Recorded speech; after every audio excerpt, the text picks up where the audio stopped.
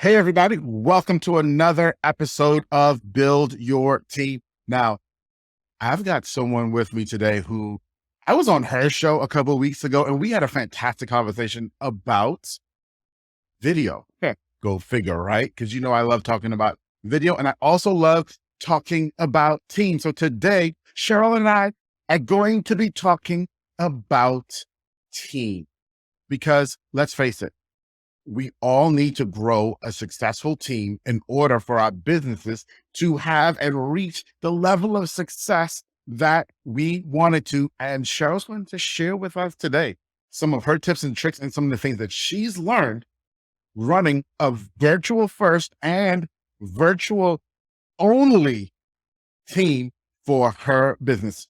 And as always, Build Your Team is brought to you by Client Attraction Pros. Hey, it's time that you become the thought leader of your industry, and we're going to help you do that and make it fast, easy, and fun.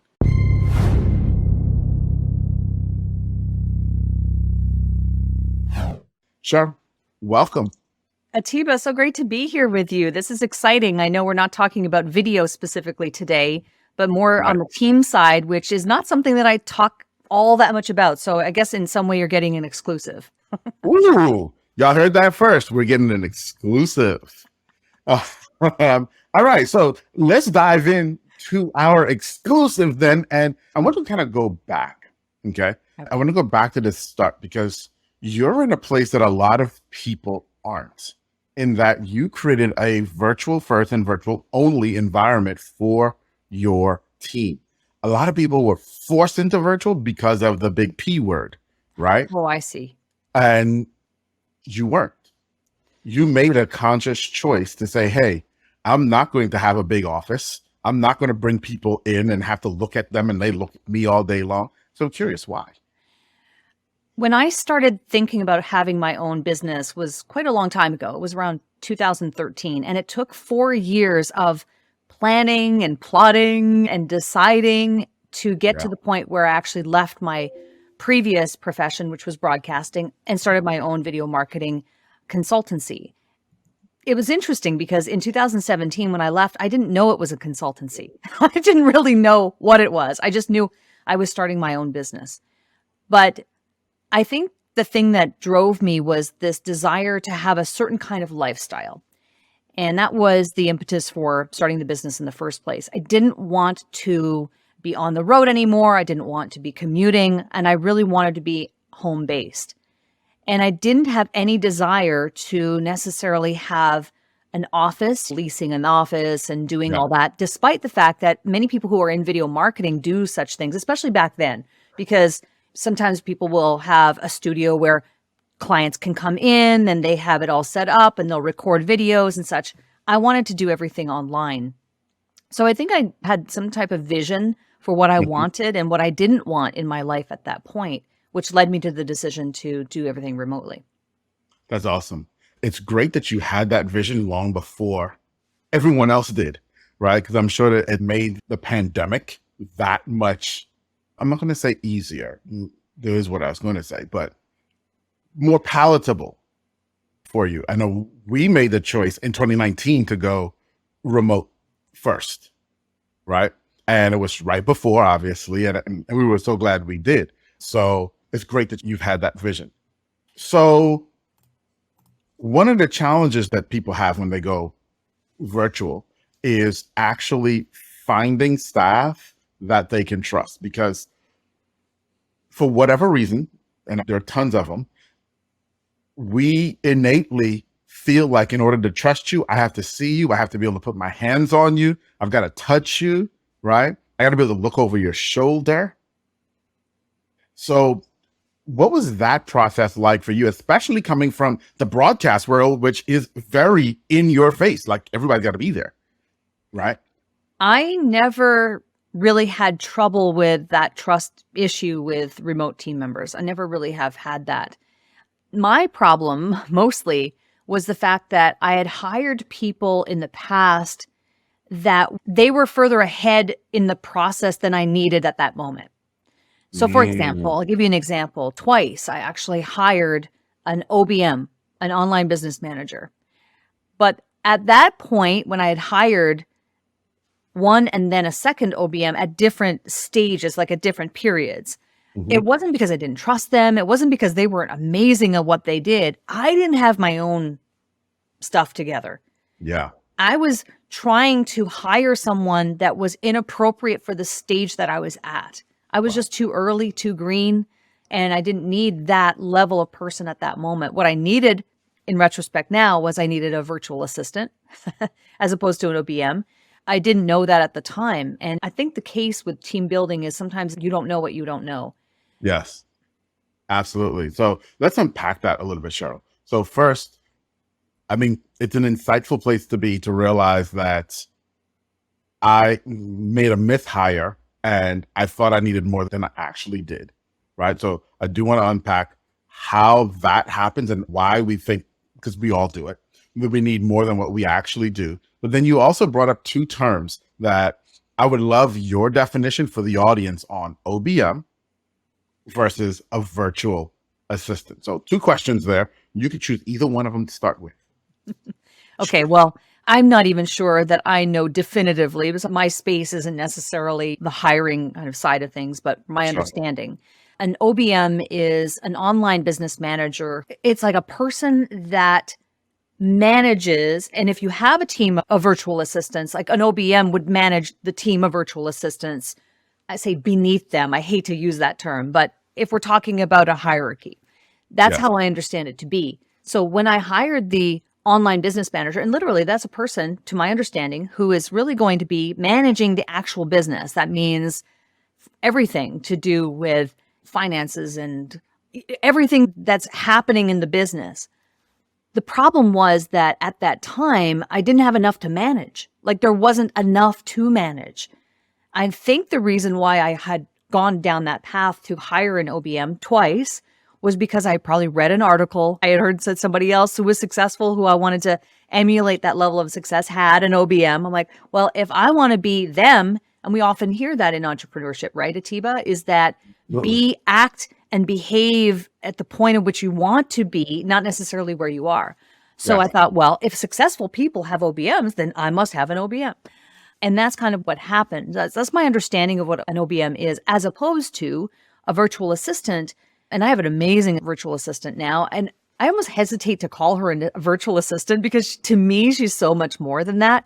But she is really someone who I can delegate tasks to and know that she is going to be able to take them and be able to run with the systems that we've already outlined to complete certain tasks. Yeah. So that's my understanding of the difference between OBM and virtual assistant. Yeah. No, that's a great definition in terms of the understanding there. If I could, I would add a little bit, Yes, and we were please. already on that path there, is an OBM is really somebody who can see all of the systems and all of the interworkings and make sure that everything is working together. Whereas, as you said, with a virtual assistant or an international worker, depending on where they are in the world, they're really someone who can take a task or a set of tasks in a defined system and produce. Yes. Okay. And it is very, very different. Thanks for answering both questions too. And with that Did I answer, answer both questions? I know you I did. answered the second question. I don't remember the first one was, but I'm sure Well, you'll you ask did it again. because you said that you got to the OBM and thinking that you needed an OBM because you looked at someone else, Yes. right? And well, they had an OBM and they're successful. So therefore, I must need an OBM as well. And I think that's one of the things that's interesting because we've all heard that, right? Whether some people want to call it fake it till you make it, whether some people want to say act like you are, however you want to say it. But tell me how you feel about this statement. It's less about doing exactly what you saw someone else do and more about figuring out the principles and the strategy behind it and then figuring out how that works for you. I agree. I think it is about figuring out and looking between the lines and reading between the lines of that successful person and saying, what are the principles that they're applying here? So if I were to go back to my younger self, my younger business person self, and think, okay, if you looked at those situations with a different lens, I might have read between the lines and looked at that successful person and said, okay, the principle that they're applying here is that You are not the doer of everything. You are not the person who has to be in the weeds doing every single task. You do a lot of tasks still when you're growing a business, but maybe you don't need to be doing all of them. I think that's the principle I would probably look at it with now. But at that time, I think I was probably just looking at someone who's successful and thinking, okay, they have an OBM, therefore I must have one. They have this tool, I need that. And I got caught up in all those shiny objects. I think as so many people do, which is predominantly why I teach now, having gone through that process of a Right. better way. And I think that is just part and parcel of the entrepreneurial journey. You don't know what you don't know. And then you go through that whole experience, look back on it with some sense of wisdom and insight, and be able to share with others now, hey, here's my path. And I did get caught up in all those shiny objects. I was hiring all these people and I was spending all this money. And then I was getting this tool and that tool. And I hate 8,000 things cobbled together until I realized that it is something I believe is true today. Sometimes you have to go back to basics. Yeah, absolutely. Sometimes you do. That's really, really great advice. And it's one that I hope for everyone who's listening that you hear, because if you haven't got caught up into shiny object syndrome, then you're actually just lying to yourself, because I guarantee We all do. We all do. you, right? We all get caught up in shiny object syndrome, and we just need to recognize that and learn to be better and deal with ourselves. Now, in there, you brought up an interesting point, and it's one that we've not covered a ton here on the channel, and I'm hoping that we can unpack a little bit, because you said you got caught up in spending a bunch of money on staff, right? Mhm. And that's always a trepidation of, how much do I pay? How much can I afford? How much are they worth? Right. Yes. It's challenging because you have to keep cash flow coming in. Mhm. You have to keep that going, right? Yes. But at the same time, I am a believer in investing in yourself. And sometimes it does require going out on a little bit of a limb, or taking not even really a chance. It's just going out on a limb and trusting yourself that if this is the thing that you really need, it will have an ROI and that it will come back to you. What's challenging about that is that sometimes that ROI, especially in a team member, could take a little bit of time to get back, only because there's onboarding. You have to train that person. You have to get to know that person. You're trying to figure some stuff out, and it doesn't happen in 2 days. It Right. happens over the course of maybe a couple of months before you really are in a groove and you're in a system. So you do have to understand that, depending, let's say you're paying a person, I don't know, $1,500 a month. If it's an online business manager, you should be paying somebody to do all of those tasks. And let's just say that's what it is. Well, you might have to be in it for a few months for you to start seeing that return. When I did it, I think I was just too new. I didn't have enough work for her to do at that point. There wasn't enough to manage. I didn't have the clientele or the stuff to manage at that point. So I was just kind of putting the cart before the horse. Yeah, that's a really great point. Not having it, thinking you do, and not having enough stuff to manage. But then also tie back around into something else that you said, which is the patience. The patience that you have to have in the beginning of hiring someone. And I'm going to raise my hand here, okay? Because I'm just as guilty as everyone else, right? But so often you bring in somebody new and you put so much stock and faith in them way too early and feel like they're about to change the world for us. Right. You Yeah, know, I can relate to that. I think I can relate to that. I can't think of specific situations, but just kind of an overall feeling of that at that time of, okay, they're here now and they're going to tell me what to do, right? They're going to take over and they're going to do all the things. And it's like, no, you're still the leader. You're still the person who has to give that vision. And if you don't know what your vision is or what it is that you're driving for, if you're still in that phase of trying to figure it out, then it's probably, again, not the right time to hire that specific role.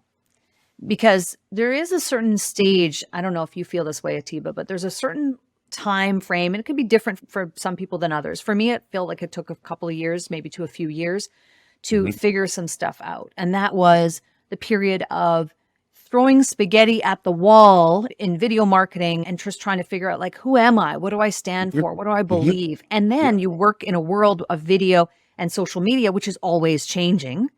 Yep. And then you feel like you're chasing the next thing, or you yourself as a leader are trying to understand, like, where are we at and what is working and what's okay now, but this is the thing I'm teaching and that doesn't seem to be working anymore. So do I change what I'm teaching?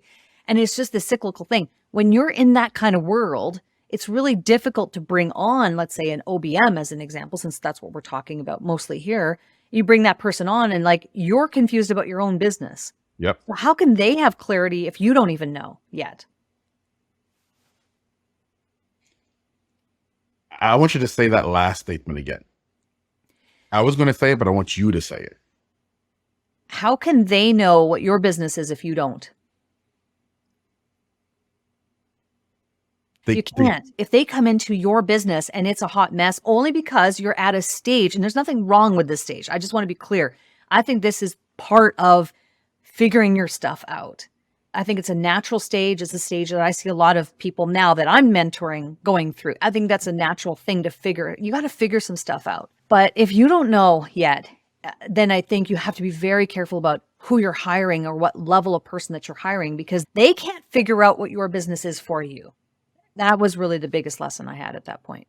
Yeah. And it's a huge lesson. One of the things that we talk about here a lot is first hiring for fit. Right? You got to hire someone that fits you and your organization and your current team. But then after you hire for fit, understand that if you're hiring for a position that you don't know how it works, if you don't have SOPs, if you don't have some sort of plan for them to walk into, it doesn't have to be the perfect plan. But if you don't have a good plan for them to walk into, you're just wasting time. I heard Ryan Dice say this a couple months ago. He said, stop hiring good people for bad systems. Yeah.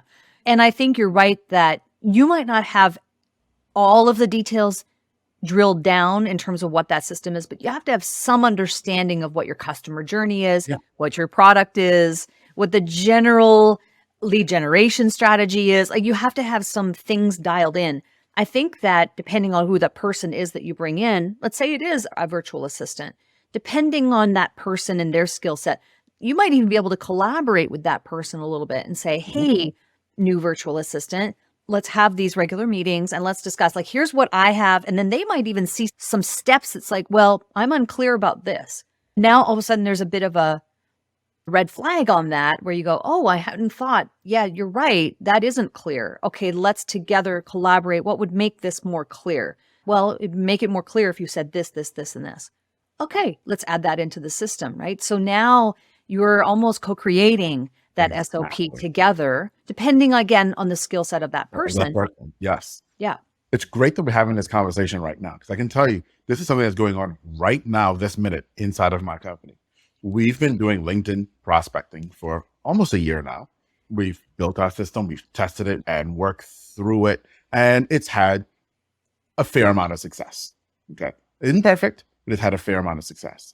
We just last week hired someone who has been doing LinkedIn prospecting at a very high level for 4 years. Okay. She is an expert at it, inside and out. And she's getting trained on our system right now. And tomorrow we're going to meet and she's going to sit down with us and talk about, okay, you just trained me on your system. I'm going to do your system, but here's some things that I can see up front based on my experience, which is exactly what you just said. And now we're going to go forward and co-create with her because she does have that expertise. Yes. Depending on, again, the person that you hire, they Yes. can also contribute to the system that they're then going to execute. Yes. Yes. That's a really clear distinction and evaluation there. So let me ask you this question. How do you make that distinction of this person is someone who can help me co-create and someone I can trust? Because there are a lot of people who will love to help you co-create. Quick story, if I could. I had a guy apply for this same position, and his application said that he was an expert level, but he's never done it for anyone before. Oh, But interesting. he's an expert. And so normally we would have just ignored his application, but we decided, let's just respond to him and say, what makes you an expert? Well, I took the class and I believe I understand the theories. And so I am an expert, Right. right? Yeah. And I can come in and show you how you can be better with your prospecting. Right. I'm not about to trust you. No. How do you know who you can trust? Well, I think it's in the meeting, it's in the onboarding. I think it's in having regular meetings and having regular touch points and discussions. And maybe a lot of this too has to do with instinct. You get a vibe. There's a vibe Yeah. between human beings. And do you vibe or don't you vibe? But then the second thing is the demonstration of ability and their willingness to share with you. It's a better way. I like people that are going to come to the table with different skill sets than mine, different knowledge than mine, and be able to say, I think there's a better way, or have you considered this? I remember, like, my current virtual assistant now, when she came on, I said to her, listen, I'm very open to suggestions, just so you know. You're not stepping on toes. I encourage that. I want you to raise your hand. I want you to ask questions. I want you to question things, because I see you as someone who has skill set and abilities and wisdom. And I don't think that it's just about pushing buttons at this point. I want you to share that. I was very upfront about that from the beginning. And then I think it gave her the knowledge or the desire to then say, okay, if she doesn't see something working well, she does. She'll say, hey, just a suggestion. Would it work better if we did this, this, and this? And more often than not, she's right. So I think it's partly instinct in terms of the vibe. People have to get along and understand each other, but I think you have to also be upfront as the leader and establish those parameters from the beginning. Yeah. No, that's so key there on what you also said. Establish those parameters from the beginning. Establish those parameters from the beginning. I know for us, when we hire people in their onboarding and actually in the interview process as well, when they get to interview with me, I always tell them, listen, if you get this job, I'm hiring you for your brain. Yeah. I expect you to think. Yeah. And bring your thoughts and bring your questions and bring your ideas and bring your suggestions. Because that's how we all grow and we all get better. But Atiba, the thing to keep in mind in terms of hiring, and say, again, if we're talking about a virtual assistant in this case, that not all virtual assistants want to be that involved. They don't all want to co-create. They want to be told, here are the tasks, do the tasks, and that's it. And they don't really want to think that much, like more task-oriented type people. So in the interview process, it's really important to get a vibe for what motivates them, what gets them excited. Not everyone does. Some people just want a list of, like, I just got to do these tasks every day and that's it. So you have to be careful about that, I think. No, absolutely. And that gets back to understanding who you want in your environment. Mm-hmm. If you just want a task monkey, then hire a task monkey. Right? If that's what you're looking for. Someone who's just going to say, tell me what to do, and that's all I'm going to do. But if you're looking for someone who wants to do more, or if that's who you want on around you, then you're absolutely right in terms of how we figure that out in the interview process. One of the tricks that I use is I ask them in the interview process at least 6 times, what questions do you have? That's a good one, because then it puts it on them to, and tells you a lot if there aren't any questions. Oh, yeah. Oh, yeah. Right? Oh, yeah. If there are no questions, interview's over. Yeah, there should be questions. Absolutely. Yes. Right? Because then I know you're going to continue asking me questions, because that's who I'm looking for. Right? Yes. But if you're looking for someone, and it's okay if you are, if you're looking for someone who is going to come in and do exactly what you want them to do, the way you want them to do it without deviation, then, because there are some roles that exist like that, then know that that's what you're looking for. And that's okay too. And that's okay. Yeah, exactly. I don't think there's anything wrong with that. It's just that you have to be cognizant of what it is that you need and want at that time, and be able to determine what kind of, I guess, personality or attributes, characteristics does that person have? What kind of work is it that they are looking for? And you will have to ask questions to figure that out. Absolutely. One of the things that I love about you is some people would look at us from the outside and say, the two of them are in the same field. why did she have him on her show? But the beauty of what we do and understanding is, number one, we serve different audiences. Number two, we do different things and we can learn so much from each other, which helps us co-create, right? Getting back to that. And so I really appreciate that about you as a human being, first and foremost. Secondly, as a business person. And so do me a favor, tell us about your company. What do you do and who do you serve? We serve business leaders, be it entrepreneurs, online business owners, coaches, consultants, people in the knowledge space, to leverage a podcast in order to get more clients, referrals, and speaking engagements. So we're helping people to create an organic marketing strategy that really a highly lucrative podcast is really what we're doing. So the name of my company is my name at Sheryl Plouffe Media. And that is now what we're focused on. So back to your question about, well, why would she have him on her show if they do competing things? We don't compete because I believe in abundance. And that is just a philosophical thing that I have come to know and learn over the course of doing personal development for a very long time now. Depends on how you see the world. If you see the world as, oh, I got to get what's mine and keep things close to the vest and don't share with anybody and they can't see my answers, then that's the kind of world you're going to live in. Yeah. And I believe in abundance. In having you on the show, I mean, it was great. You shared some really great stuff for my audience. That's what I care about. I care about putting out great content for other people to learn, and that we live in an abundant world. So it was great having you on. And the thing with video marketing, I mean, listen, I would be completely naive if I thought that I was the only person who did video, right? There are like thousands, if not tens of thousands of people doing video, but there's room for everyone. And everyone has different philosophies around it. And I think that's great. But yeah, it's something that's important to me is to be, and again, it comes back to brand building too. It's like, what is your brand? Your brand is your reputation. It's the things that you believe. And so I believe in abundance and I believe in service first, as do you. Absolutely. And I want to hang a hat literally on that term abundance. And I want to hang a hat on that because I know that my companies and Sheryl Plouffe Media also believes so greatly in abundance because that's who we serve. We don't just believe in it in terms of what we give, but we believe in it for our clients as well. Yes. In terms of the clients that we work with, that you must come from a mindset of abundance. You must come from a mindset of, I've been given information to share this information. I have to pour out. I have to pour out. And if you're listening to us right now and you're thinking about your team and growing your team at the same time, and you're thinking, okay, well, I need to be the smartest person in the room on my team. Guess what? You're way off.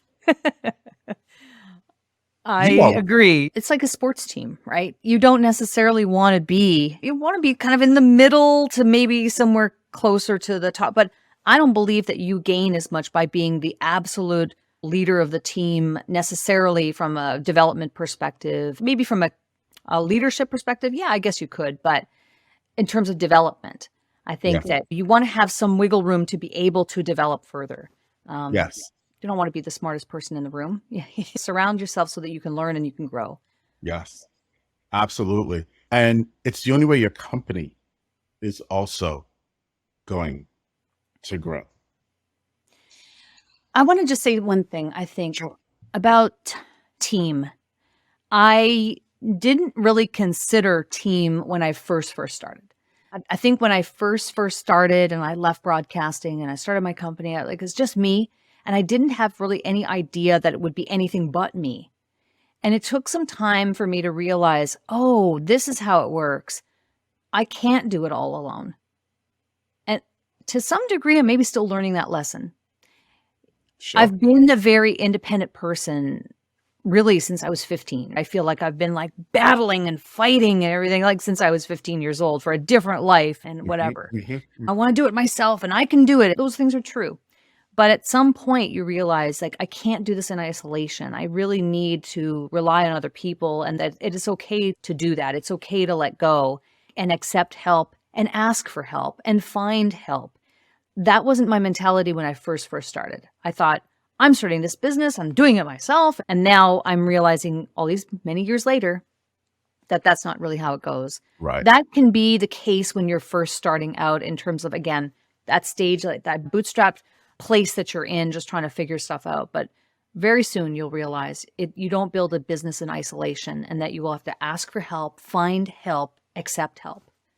Yeah, absolutely.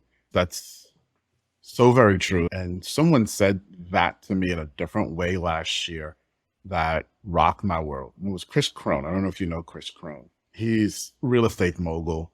And this is what Chris said to me last year. So he said it from stage. And then I had a chance to actually spend time one-on-one with Chris this year at a different event. And we got to talk about it in depth. And he said, I only work 3 days a week. My company's makes $100 million or worth $100 million. I only work 3 days a week. And people always want to know how it is that I work 3 days a week. And he went through his schedule. He said, but that's not what does it. What does it is I've made a commitment 4 years ago, something like that, that every 120 days I replace myself in my company. Interesting. I look at what I do and I find new people to do it every 120 days. And he said, that's how we've grown. That's how I got to work in 3 days a week. That is the secret sauce. Yeah. Now, I haven't gotten to 120 days. I'm replacing myself. I haven't got to replacing myself. I'm not there yet. That's a very inspiring story, obviously. And it makes a lot of sense. Really what we're talking about, like when you want to grow and when you want to scale, you really do have to find a way to replace yourself, because those 24 hours in the day are the same for all of us. Yes. And then you leverage, right, by bringing other people on. And then that's when you come into, again, team building and onboarding and all the things we've been talking about in this episode. Mm-hmm. I'm not there yet. I'm really not. I'm not at the point where I've replaced myself in my business. I still personally feel like I'm still in the growth phase. I guess maybe feel like I'm getting closer to the scaling phase, but I'm still in growth phase, I think. And I'm not ready, or I'm just not at the place yet to replace myself quite yet, but I'm working toward it. And I guess the important thing is to understand where you're at, right? And there's nothing wrong with it. You do have to go through that phase. Like you can't just jump the line. So you're going to have to go through it, but understand and look at the situation and say, okay, what phase am I in? Because that's half the battle, is just knowing where you are. Yes. And accepting it and doing the age appropriate things. That's right. Yes. Right. This has been awesome. And I know we can keep on going because there's so much more that we can continue unpacking. There was stuff that I missed that you said deliberately because I was like, oh my gosh, we talked for a whole hour on that topic alone. But I do want you to tell everybody how they can find you, how they can connect with you if they're in the knowledge space and they're ready to leverage a podcast to really start to grow their business. The advantage of having a French-Canadian name like Plouffe made it so that I had Sheryl Plouffe available on all the platforms way back when I signed up for Facebook and Twitter and Instagram and all those. So you can find me at Sheryl Plouffe, Sheryl with an S, and send me a message. Listen, there's something to be said about going back to basics. Yes. Send me a message. I'm reachable. Send me an email, send me a message, and just say, hey, I heard you on Atiba's show. Like to chat with you. Happy to send you resources from there. But profitablepodcastmethod.com is also another place people can find information. Awesome. And as always, all of her links will be in the description. If you're on the podcast, it will be in the show notes. If you're on YouTube, in the description down below. Sheryl, thank you so much for being here. It's been a pleasure to chat with you. And I know you blessed some people today because you shared from your abundance. And the beauty about sharing from your abundance is as you pour out, more is going to be poured into you. So get ready for even more for you. And so thank you for being here. Thank you, Atiba. This has been a lot of fun. I think interviews like this will make me realize some things about myself as well, right? It's a process that as I'm verbally expressing this, I'm realizing some things even that I've learned about myself in this process. So thank you. Absolutely. Absolutely. All right, everybody. We'll see you next time. Bye-bye.